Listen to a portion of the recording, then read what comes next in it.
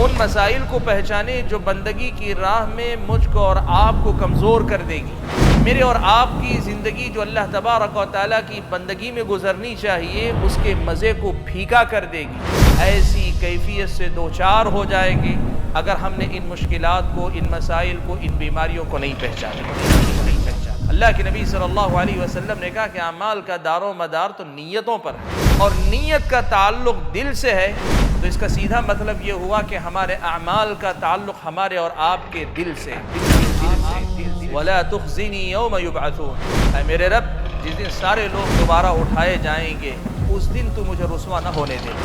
ہاں، کامیاب وہ ہوگا جو اللہ تبارک و تعالیٰ کے پاس قلب سلیم لے کر آئے، ایک ایسا دل لے کر آئے کہ جو دل اللہ تبارک و تعالیٰ کو پسند آ جائے، جو شرک سے پاک ہو، بدعات سے پاک ہو، گناہوں سے پاک ہو، اور ہر قسم کی خرابیوں سے پاک ہو۔ وَنُنَزِّلُ مِنَ الْقُرْآنِ مَا هُوَ شِفَاءٌ، اللہ تعالیٰ نے کہا ہم کو قرآن اتارتے ہیں جو لوگوں کے لیے شفا ہے، اور شفا میں سب سے اہم کوئی شفا ہے تو وہ شفاء لما فی الصدور ہے، سب سے بڑی شفا ہے۔ دل کی بیماریاں عبد الحسیب مدنی سے جانیے۔